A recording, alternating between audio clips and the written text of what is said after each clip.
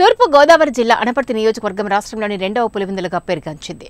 మొదటి జాబితాలోని తెలుగుదేశం అభ్యర్థి కింద నల్లమిల్లి రామకృష్ణారెడ్డి పేరును ఖరారు చేసిన చంద్రబాబు నాయుడు అనంతరం ఏర్పడిన రాజకీయ పరిస్థితుల దృష్ట్యా పొత్తుల్లో భాగంగా కొన్ని సీట్లను మిత్రపక్షాలకు ఇవ్వవలసి రావడంతో అనపర్తి సీటును బీజేపీకి కేటాయించారు అంటూ పలు సామాజిక మాధ్యమాల్లో వార్తలు రావడంతో ఒక్కసారిగా అనపర్తి నియోజకవర్గం తెలుగుదేశం శ్రేణులు నిరసనకు దిగాయి.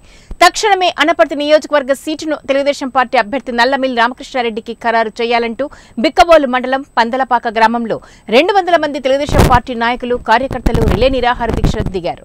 లేని పక్షంలో తెలుగుదేశం పార్టీకి ఏ విధంగానూ సహకరించేది లేదంటూ నిరసన వ్యక్తం చేస్తున్నారు. అలాగే వాళ్ళ భువనేశ్వర్ గారిని కూడా కల్లా మా క్యాడర్ కొంతమంది వెళ్ళారు.